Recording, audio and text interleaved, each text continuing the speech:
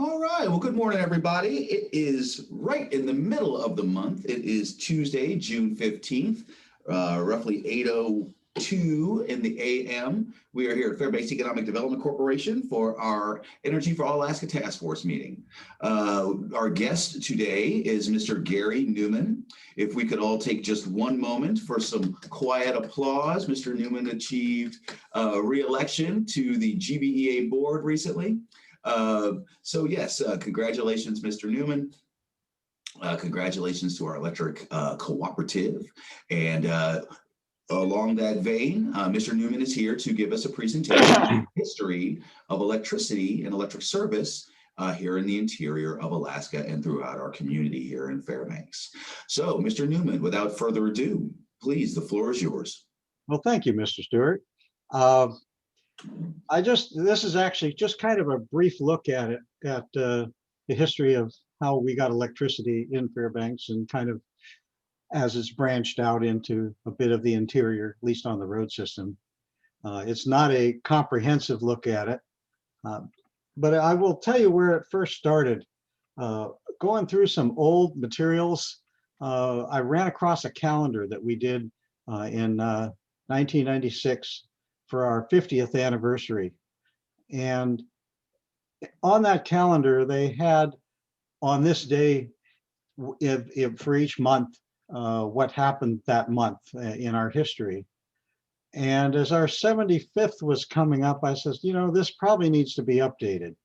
So I started going through the minutes of Golden Valley. Actually, I did start at 1946, and it's really interesting to see a lot of the people who were involved in the early days, and you've heard their names before, but you never really had a context for them.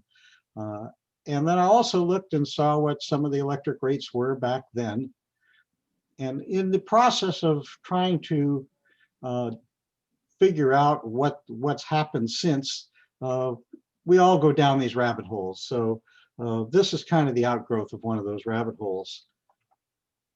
And I started going back even further and started going into the old town council minutes and then into city council minutes to try to fill some of this out. So particularly for the folks that may be on the phone here, we were founded in 1903. Everybody knows the lovely fellow E.T. Barnett, who managed to set up a trading post and kind of supplanted the town site of Chena, where it was already a bustling town. That is the town site of Chena. There's not a whole lot left there now. And the source of electricity at that time was wood. And wood powered everything. It was transportation, the railroad, the steamboats that were supplying it, cords and cords and cords of wood.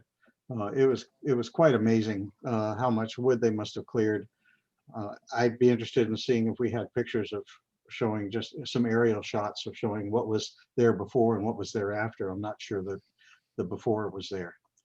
The NC company, as folks who've been around a while, set up trading posts in a lot of different locations in Alaska, and they were the major supply company in Fairbanks, and they were given a franchise to provide electric service. You see those two stacks there. This must have been during a high time of the Chena River, but you see the two stacks there, and that's where their power plant was. And so the town council, the town of Fairbanks by the Common Council, I have to get all that right. This is before they were incorporated.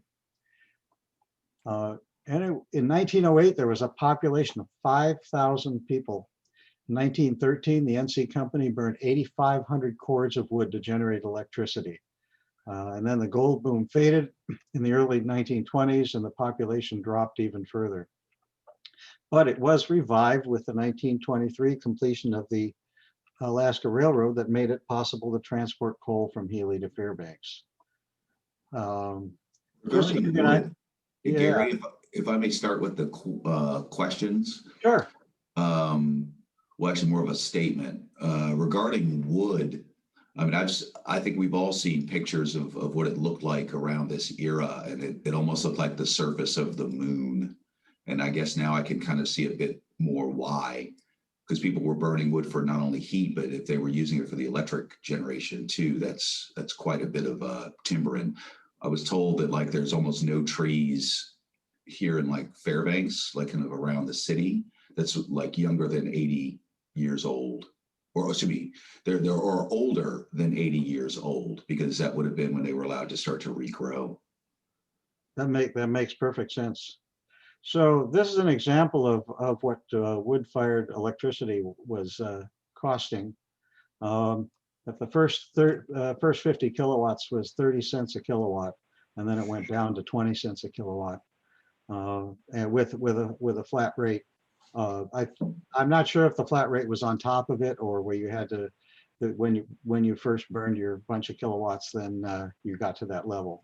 But I put a little graphic on the side showing a little bit of inflation since then. You can imagine what electricity would cost if we were still trying to do it with wood.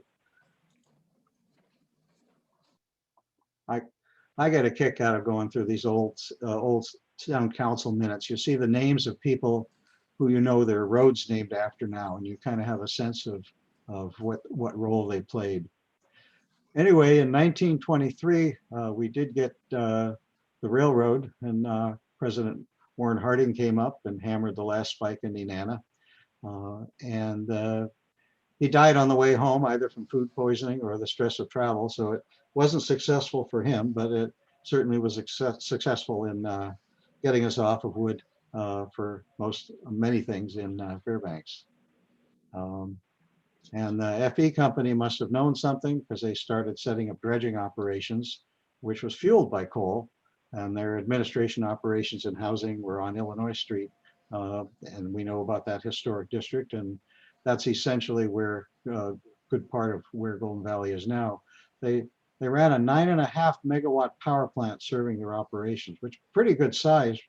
But they actually ran transmission lines out to all their dredges, and I've never seen any photos of or the path that they took to run these lines out there. But part of my reason for doing this presentation is to try to suss out some information from some of you who might have further knowledge of what transpired way in the past.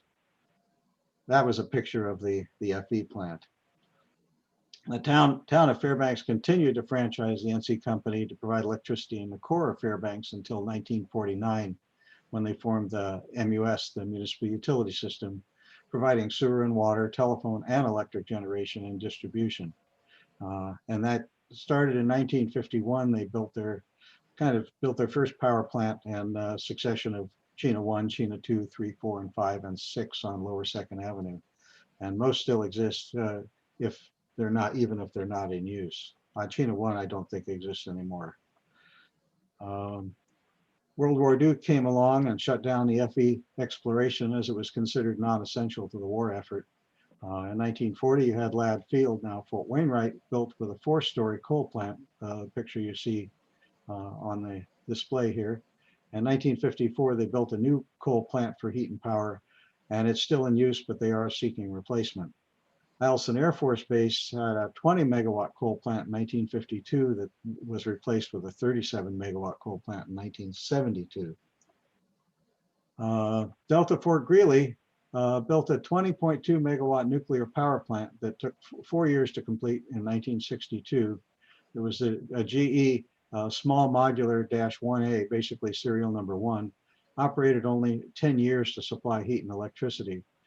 It was too expensive to operate, and it's been in shutdown mode since. There's now an environmental assessment out as to how to fully decommission it and address safe disposal of radioactive material in particular.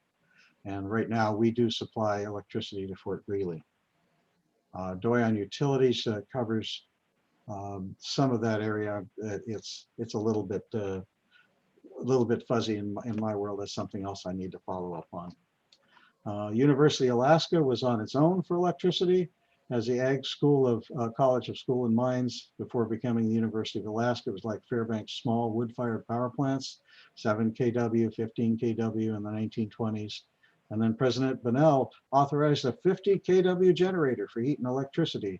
Later they converted to coal. You can see a big difference between summer and winter there in the photos. 1937 saw a 125,000 congressional appropriation to construct a concrete structure for a 64 kW power plant, and it was built in 1938. Well constructed in the footprint of the Rasmussen Library, and following its 1964 replacement with a $2 million Atkinson power plant below Alumni Drive, they had to use dynamite to demolish it.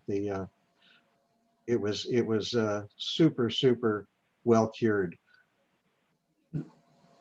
And I remember when they hearing about it when they were starting to build the Greening building. The Atkinson power plant was aging out in the mid 2010s, and a major effort to replace it was undertaken. And there was a desire to use cleaner fuel than coal, but the lack of available natural gas and lack of committed legislative support for roughly the 3 times cost for fuel, if natural gas could be found, or for fuel oil, led to the current 245 million plus new plant that's capable of 17 megawatts. And you might have read recently that excess electricity, about 7 megawatts, is being sold to Golden Valley. It's for a year, and we'll see how that goes. That'll help both projects. Enormously complex. Post World War II, there was a marked increase in homesteading and farming that was influenced by veterans who had served in Alaska and decided to stay. And GVA was formed under the Rural Electrification Act of 1936, and it sought to help fund electricity to rural areas that investor-owned companies didn't find profitable enough to serve. It's kind of like internet is today. GVA was formed to provide electricity to the more rural areas outside the city of Fairbanks. One of the things I should note is it was just NC Company was still providing electricity to the town of Fairbanks. That changed and made it a little more difficult relationship between Golden Valley and MUS as time went forward. We started out with some small diesel generation units. Hey, Gary? Yes, sir. I didn't realize the parallel between GVEA and IGU. Because when the IGU was originally established, there was the private entity serving core Fairbanks, and IGU was essentially established to try to provide service to those more far-flung areas. I didn't realize, again, there was that parallel between MUS and GVEA. Yeah, there's enormous amounts of parallels with all kinds of things, but you know, something about history, if you recognize history, you're doomed to repeat it, something like that. Anyway, we did start with some small units, and then we bought the FE Company's 9.5 megawatt power plant in 52, and eventually settled in the same Illinois Street area of the FE Company. And I just always like to reiterate this, and other folks I know like to do that too. We are not a nonprofit, but we are not for profit electric cooperative. We are member owned with a democratically elected board of directors. And I always like to highlight our mission, because that's basically our essential guide to how we give direction to management. And I'll leave that up for just a second.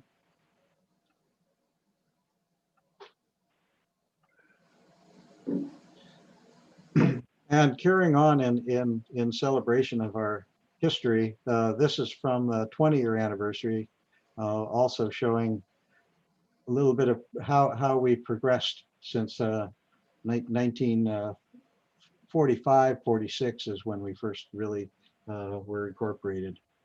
And the tree goes up. And little bits and little, you know, baby steps and some significant steps with expanding transmission, such as into Hamilton Acres. Note that one in particular. I'll come back to that. And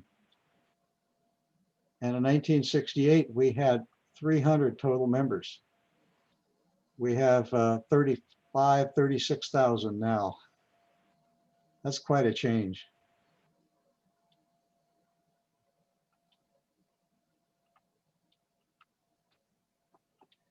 And Golden Valley is one of about 900 electric co-ops in the US, but only in Alaska and the island of Kauai do they act as generation, transmission, and distribution cooperatives. Most cooperatives are distribution only, or generation and transmission Oftentimes, their membership is composed of the distribution co-ops. Over time, we've developed the most field diverse electric utility in Alaska, and we're the first comprehensive electric company in interior Alaska. And I mentioned before, we were a little bit at odds in coordinating power sharing and service areas as city boundaries expanded. I mentioned Hamilton Acres and Island Homes. There was the city actually sued Golden Valley to try to get the distribution for Hamilton Acres Island Homes when it got annexed. And Golden Valley says, hey, we're already serving it. So it was definitely a fractious relationship. And we'll get to where that got solved. I might skip over this next slide, but for... Actually, before you go, Gary, if you Sure. can go back just one second. Sure. What do you mean when you say was the first comprehensive electric company in interior Alaska? Well, basically, there was all these little islands. I mean, you had the city that was just supplying electricity in town, and the MUS wasn't actually formed until after Golden Valley existed. So when we got created in '46, we're saying we're gonna serve everybody in where we're providing. Maybe comprehensive is not the best word for it, but really we were the first one to be able to expand beyond a city boundary and cover folks that are outside. I mean, we expanded down as far as into Delta. We expanded eventually all the way down to Cantwell. It's pretty comprehensive in terms of our service area. I guess And with that's the intention of providing that level and distance of service. yeah, exactly. Got it. Okay, thanks. So just a real quick, I think most everybody on the call understands that you have a power plant and you step up the voltage to high voltage transmission, and then you can do a transmission substation to industrial customers. I think we've got 6 of them now, Alyeska, Fort Knox, etc.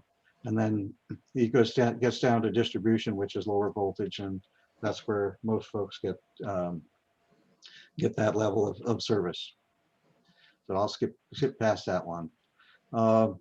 This is kind of our diverse mix with the FE plant. And when I mentioned in 1967, we put Healy 1 in.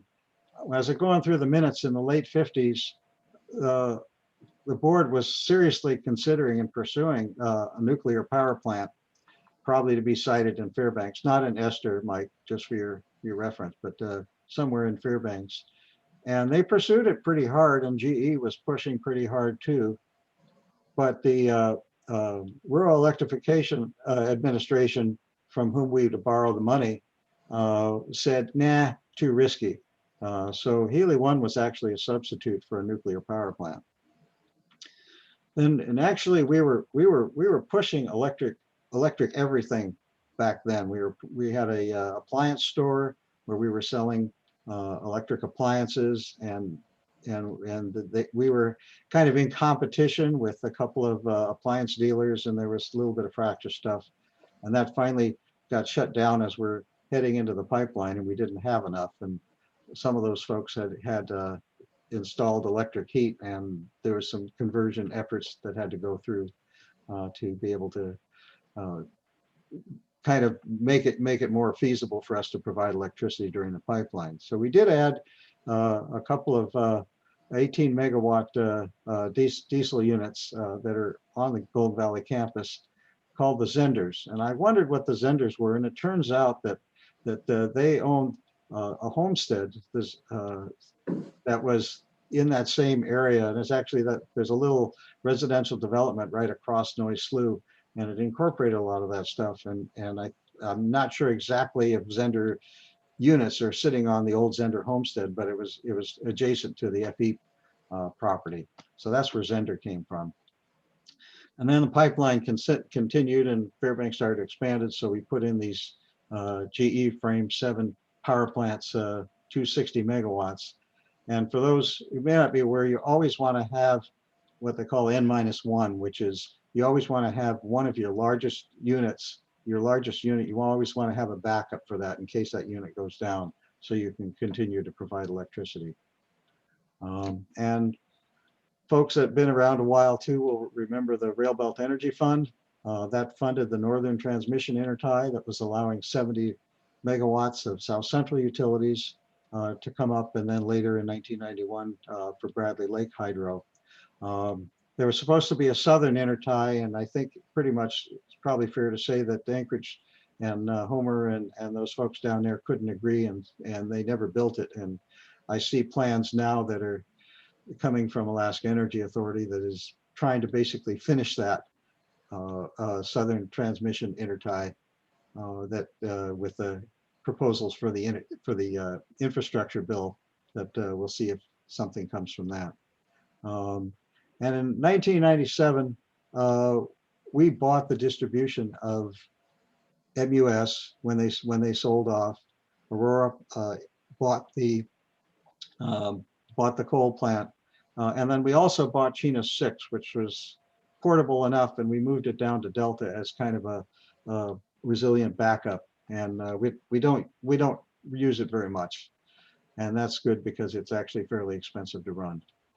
2003, we put in the battery energy storage system. That was partly intended to help if the intertie went down, to keep some of those flashing zeros that we've seen on our VCRs and such like that. I may be dating myself a little bit, but many of you are as well. And it's been pretty good. It's prevented an awful lot of short outages. It doesn't cover our entire demand, but it does make a difference. And then in 2006, we put in this what they call LM6000 cogen plant. Can put out 65 megawatts, but if I recall, at about 35 megawatts of running normally, if you go over that, then you can start to fire up a steam generator that basically captures some of the waste heat from that. It was originally running on diesel. It's now running on naphtha, which is a lighter version, kind of close to jet fuel, with my understanding. 2013, we did Eva Creek Wind Farm, 24 megawatts nameplate. On average, I think it puts out about 33% of that if you average over the entire year. So that's about 8 megawatts if you look at it that way. And then 2018, we did our demonstration solar farm for a little over half a megawatt. 1997, with the sale of MUS to Aurora Energy, we buy power from them. We have a power purchase agreement, and I think that runs out in the middle of this decade from our 2006. Yeah, that would be true. And we re-upped it.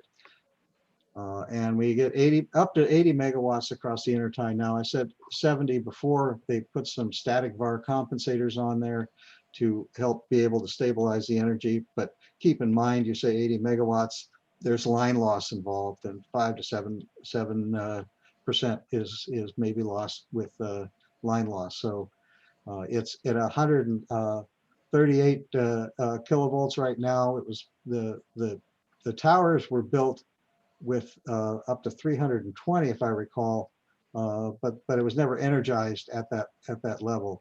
The higher your voltage, the less line loss you're going to have. Just that's Ohm's law.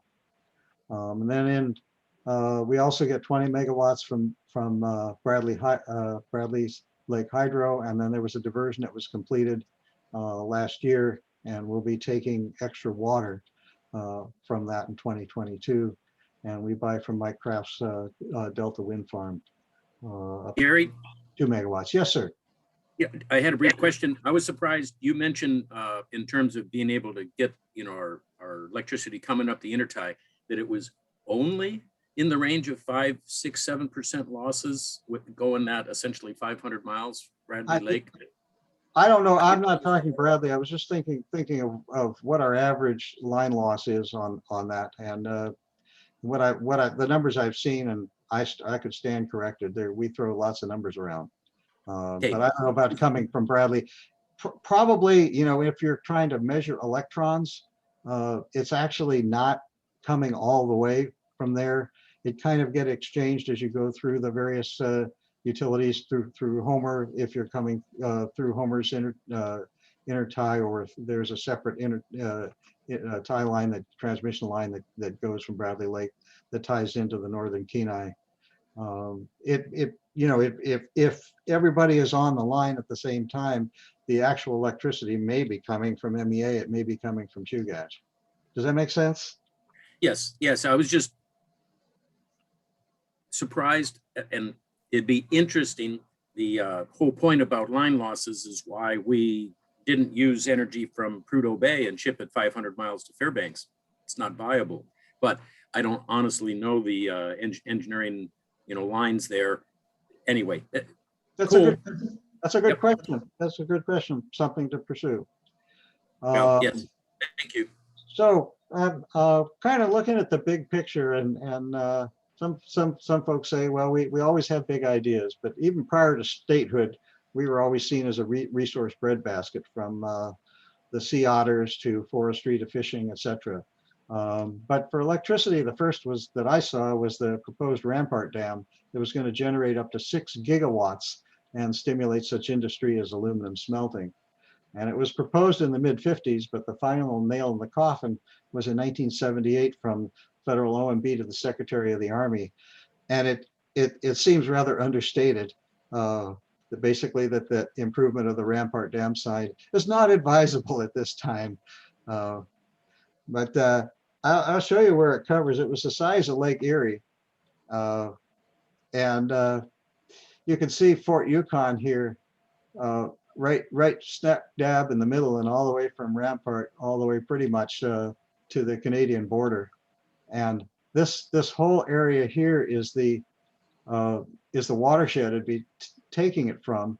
And if we think Canada was complaining now that they're not getting enough of their salmon, boy, I don't think they'd get any. It was a bit of a controversial project, and it was pretty expensive. And then, talking about history, we see this newspaper article from August 8th of 1959 that could actually alter the climate. And you might imagine that something the size of Lake Erie probably could. So the next big thing that people probably remember a little more clearly was a 2-dam proposal on the upper Susitna River to generate 1.2 gigawatts, not 6 gigawatts of energy, but still twice what the entire rail belt needed. And again, to subsidize aluminum smelting, probably down at Point McKenzie across from Anchorage. It did suck up an awful lot of state energy funding and studies, and maybe Steve on the line here remembers how much got spent thus far, but it did meet with great opposition and essentially was put to sleep, but was revived later as a scaled back 1-dam 600 megawatt proposal that still needs $100 million to complete the second year of studies necessary to apply for the FERC license. And I saw an AEA had submitted a request for infrastructure to our congressional delegation. They said it was $4.6 billion in 2014 dollars, but I'd say it's easily 6 billion. But we will see. I'm not holding my breath. Again, it's scaled back. It's still covers a pretty good part of Alaska, and we will see where that goes. It's kind of, what's the future? But we love these big projects. Bradley Lake is currently our largest at 120 megawatts, is our largest hydro project in Alaska. And now for the big picture, it's still the rail belt. And as from Homer to Fairbanks, we've long been recognized there needs to be coordination amongst electric utilities that serve these areas. And numerous plans and efforts have been made for decades. If we were creating an electric utility right now, we probably would be one utility. Having all these different utilities is less efficient than it could be. So after 5 years of investigation, the legislature passed SB 123, which instructed the Regulatory Commission to come up with the regulations to firmly encourage rail belt utilities to cooperate more in areas of transmission and dispatch. This first step is being made as an electric reliability organization that just gets us connected and playing by the same standards, and also with a focus on security and cybersecurity. And I'm cautiously hopeful that transmission and economic dispatch will be something that we can get to sooner than later, because it doesn't make sense for everybody to have to carry their own spinning reserves. Every time we want to get our power from Bradley Lake, we have to pay wheeling charges to every utility that goes through their transmission, and it just pancakes up, and it's just not very efficient. But everybody is in their parochial efforts, serving their members, and I understand that. But my view, personal view, is we need to work together for the benefit of all. And the first step after an organization gets formed will be to do an integrated resource plan for the entire rail belt. Integrated resource plans are done by every utility to figure out where their best opportunities are for serving their members in this case. And if we do one for the entire rail belt, then that can point us in that right direction. There have been a couple of them done in the past, but they didn't include all the utilities in the process. So if all the utilities are buy into this, then my hope is that that we can get to a point where we can actually work together for the entire rail belt. And that's kind of it. The future paths, we could talk an awful lot about where we're headed from here, and that's kind of what I think part of our organization here, our meetings are all about. And I really appreciate the time to pass this along. I did have one note that I wanted to make, that if there's folks that have a little bit of history that they'd like to help contribute to this, please give me a contact, and I'd be happy to chat some more and build this out to something that folks can enjoy for when they want to look back and see. And for me, it's very important to understand where we are. I look at a lot of the decisions that we've made in the past, and hopefully try to learn from that as we move forward. So thank you. All right. Well, thank you very much, Mr. Newman. So we are at the bottom of the hour. Clock on the TV is saying 8:34. We have plenty of time for questions, both for the historical materials as presented, but also for any future discussion. I will say, just on a personal note, I personally would be curious to have a bit better understanding of the history and evolution of FMUS. I've only ever really heard about them on the back end of their existence. I'd be interested to hear how that all evolved. But I'll just to start by opening it up. Are there any questions for Mr. Newman?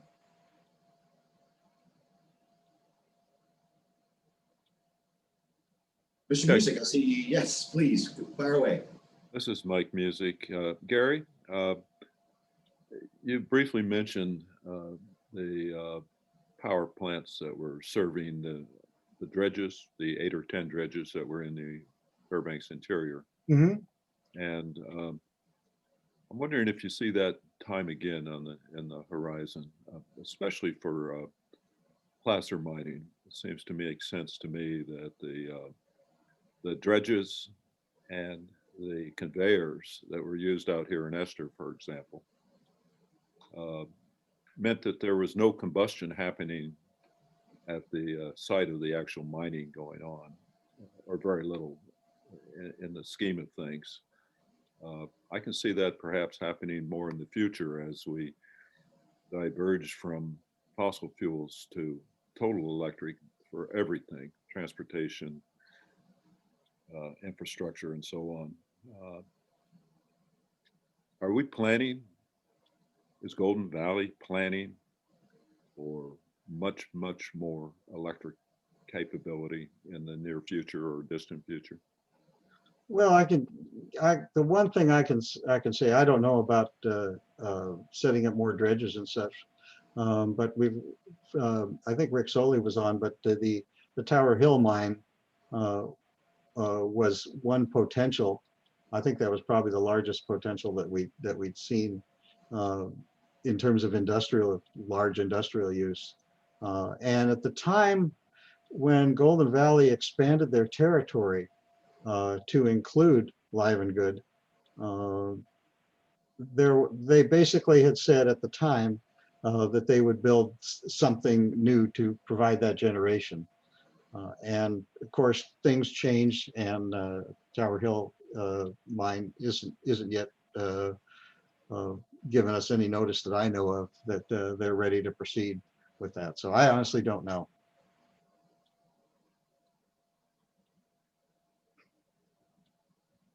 Mr. Soley? Your ice cream cone. Well, sure. Thanks, Gary. First of all, thank you, Gary.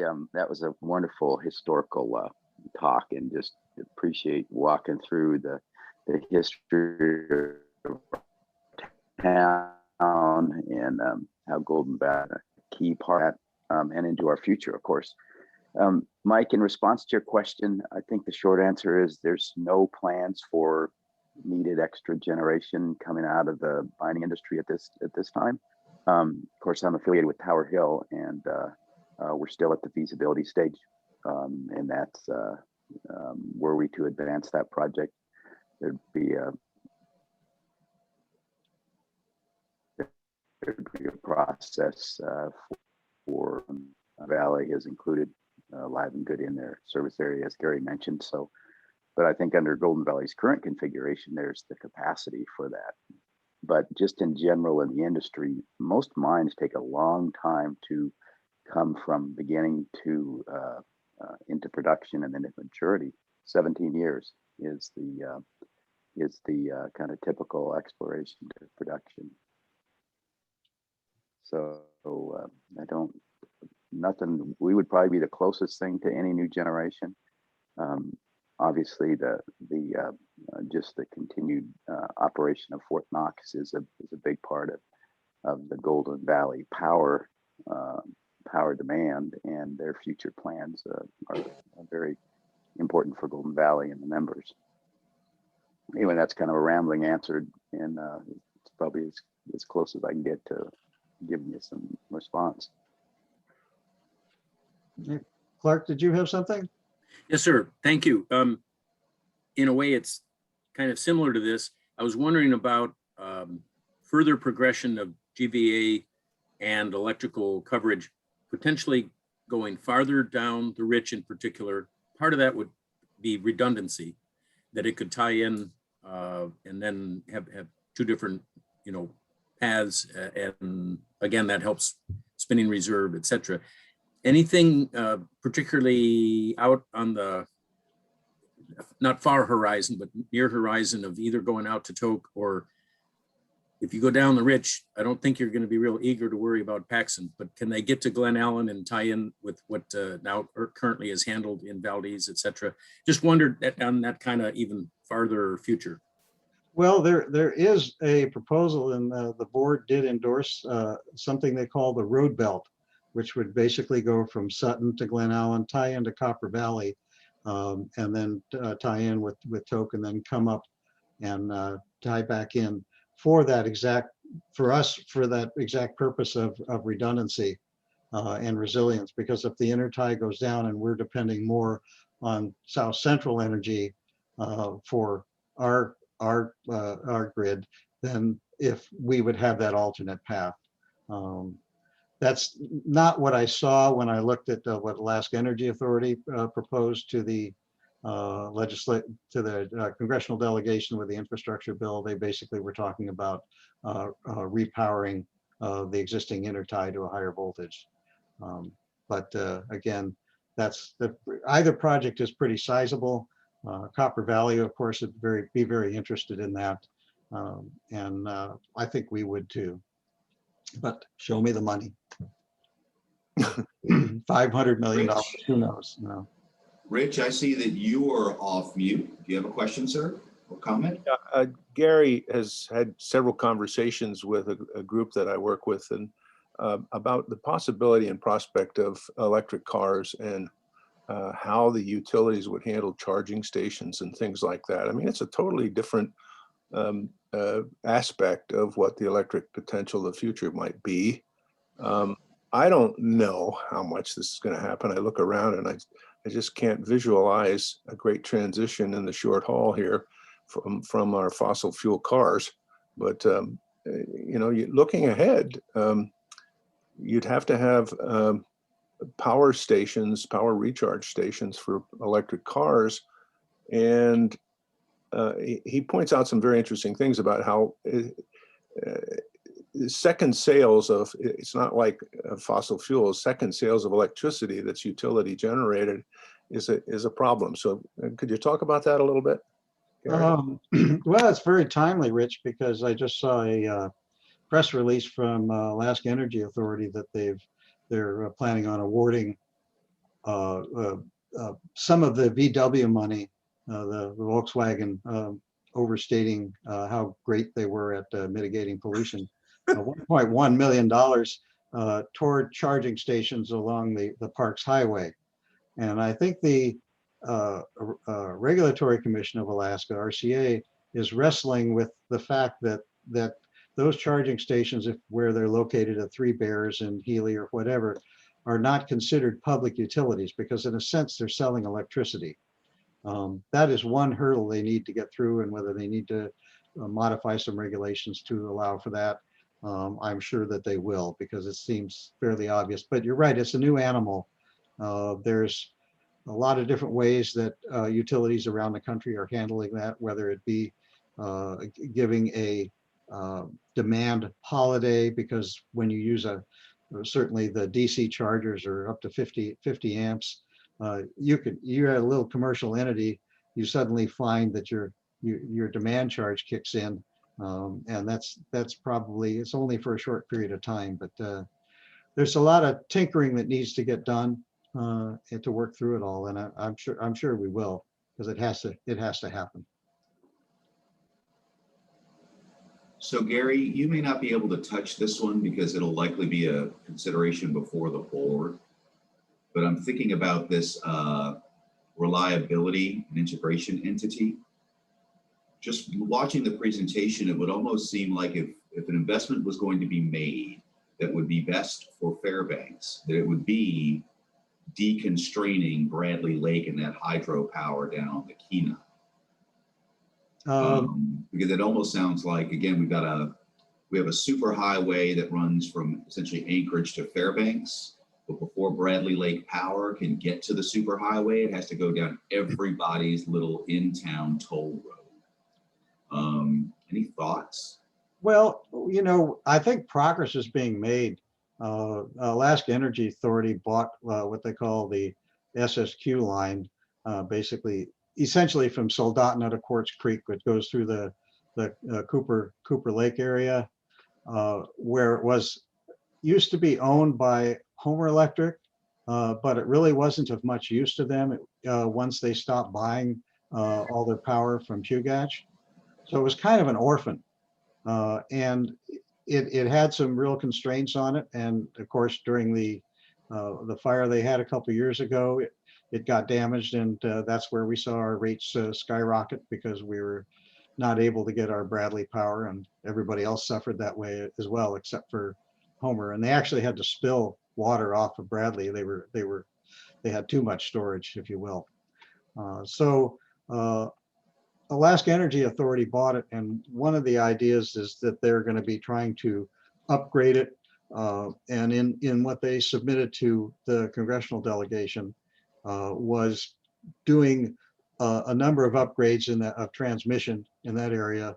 And they also, what the Southern Intertie was initially considering, which was a DC line, basically from the Northern Kenai over to Beluga, which would tie into Chugach's robust transmission area.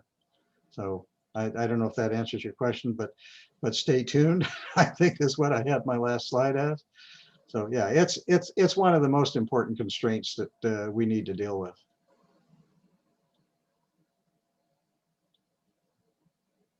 Do we have further questions? Cool, then I'll keep going. So on a relative basis, again, you mentioned N-1. Over in natural gas, they call it N+1. But in any case, what we're talking about is redundancy to ensure reliability. It sounds like what is the maximum amount of power that GBA could reliably sell only using its own resources? As far as like how many maximum megawatts of electric generation potential do we have essentially in the community? Because you have that, and that's how much, industry we could have.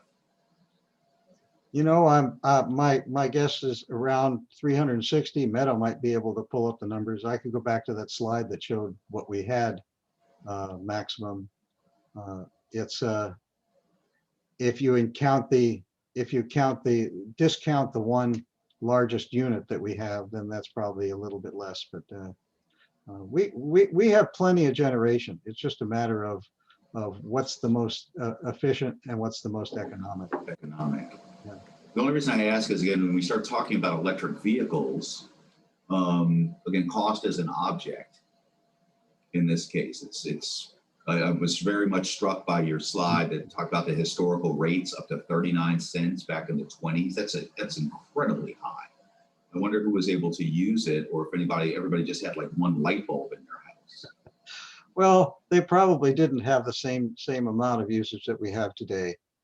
One of the things to do with generating electricity for electric cars, for example, is how you structure your rates. And for example, if you have people that are during off-peak hours that are charging their vehicles, and you give a special rate, time of use rate, that they can basically still be keeping the generation needs stable, but not having to have all these enormous peaks during a daytime. So there's a lot of ways that utilities are doing that.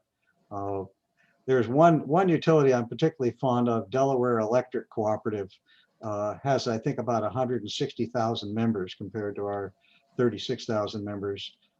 They use something for peak notification.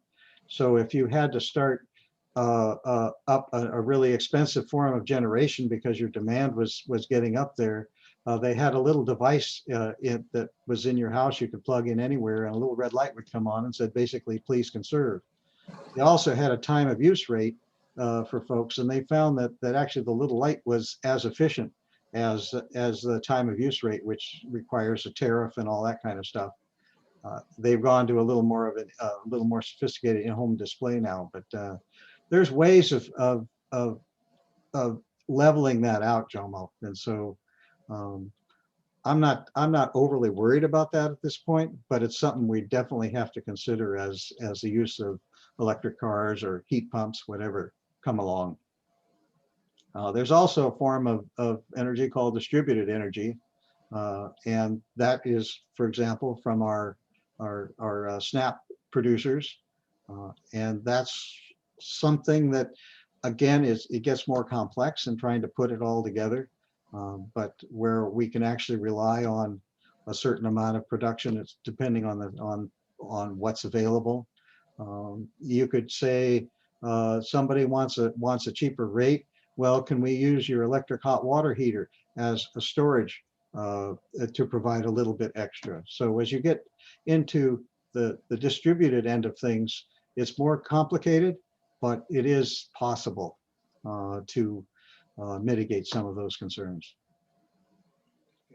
So quick thanks to Miss Meadow Bailey, Rockstar, of course. So she has placed that maximum 381.5 megawatts. So thank you very much, Miss Bailey. Mr. Dotson. Now, Meadow, I just wondered, does that include our Aurora Energy contract?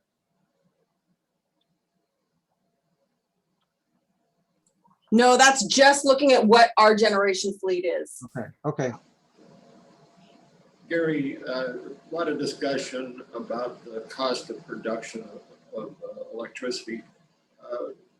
My understanding is that the cost of production is about equal to the cost of distribution for our rate here in the community. Is there any talk about more efficient distribution?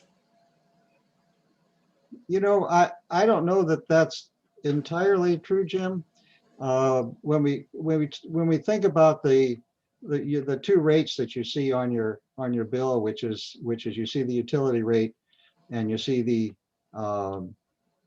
fuel and purchase power. The fuel and purchase power is just that. It's a pass-through, as folks probably know.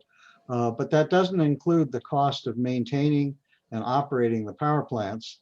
It doesn't include the utility charges. That's what's in the utility charge, along with depreciation and your interest payment on the loans. We're at 400 and roughly 420 some odd $1 million in loans as of outstanding loans as of I think the end of December last year. So there is the cost of distribution built into that as well. I don't honestly know right offhand what the breakdown is. But yeah, there's ways of trying to get more efficient with distribution. At the same time, for example, trying to maintain our right-of-ways with a lot of the climate changes happening. Trees are falling from outside the power line. And so we've fallen behind on our right-of-way clearing, and we're trying to catch up at the same time as we're experiencing more challenges. So that's in a sense adding to the expense, but reliability is pretty important, and it's a balancing act. I'm not sure if that fully answers your question, but we're always looking at trying to do that and trying to keep track of our assets. You know, how many poles need to get replaced and how old are they, and the range of different things. What we inherited from MUS, my understanding is a distribution network that was not well maintained, and so there's some catch up to do still.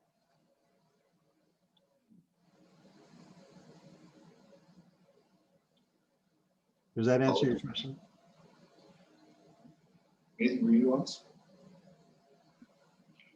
Well, Gary, I think Golden Valley's cheapest power is from Aurora Energy. Is that right? That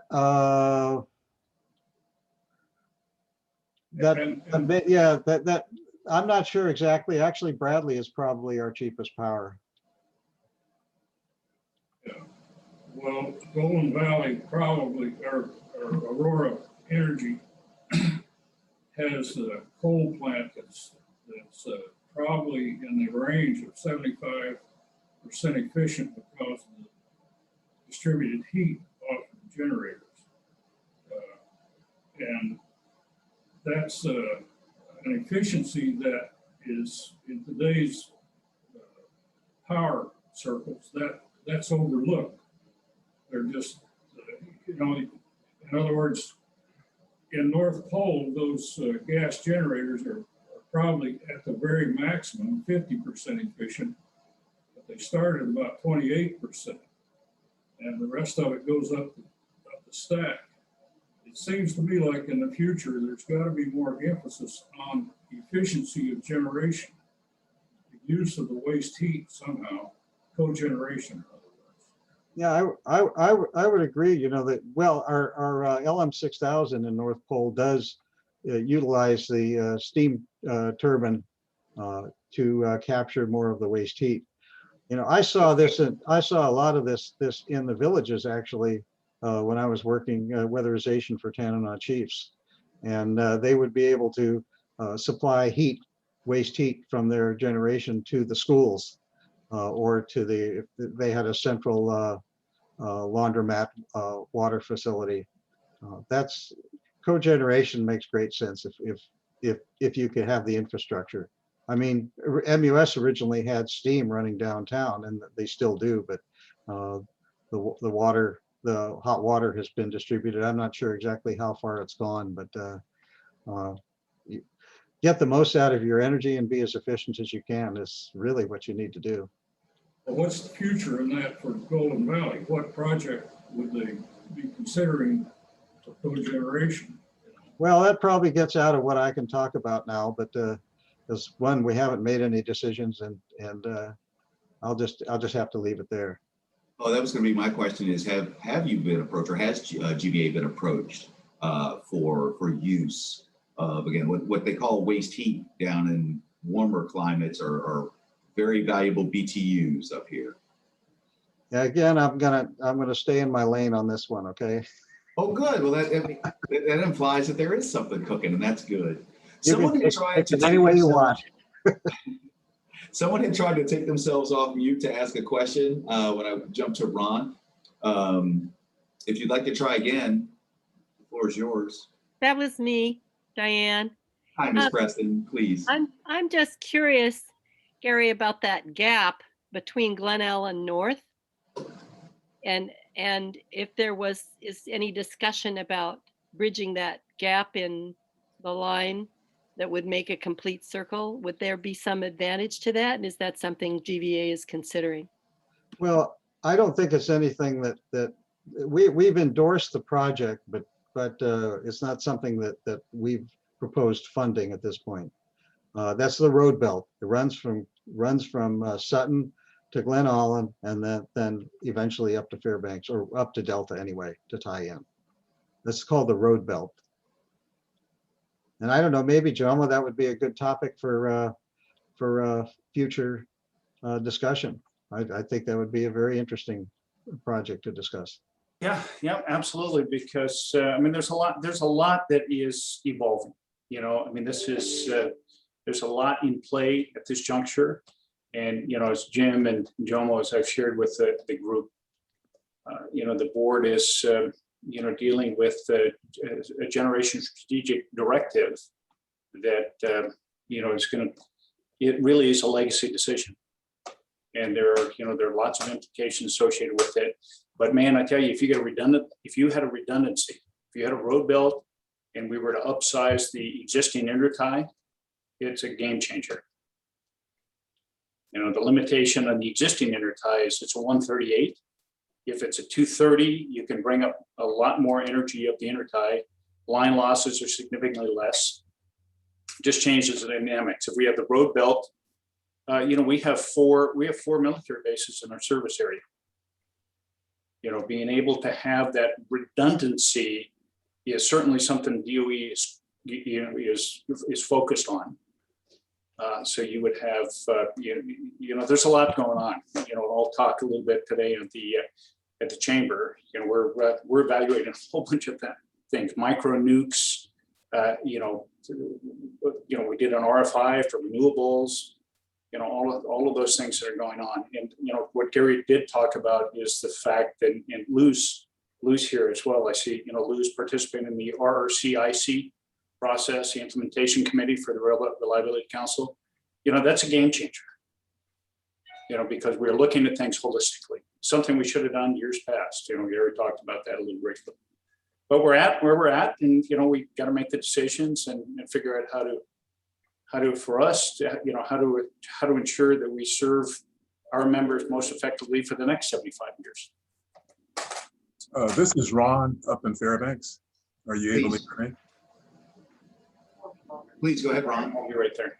I'm curious to find out if, in fact, with the Joe Biden electrical grid program that he has, he's got billions that are, well, I know they haven't passed it yet, but have you guys at all done any just formal studies so that if in case it does pass, he addresses several of the issues that you're discussing in terms of electric vehicle plugins, in terms of giving money out for that. He also addresses the something that was under, hold on real quick, renewable energy banks.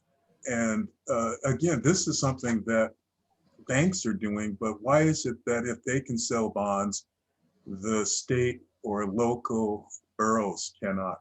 Maybe they can. And so are you guys entertaining any of that information? Well, Ron, you said a lot there.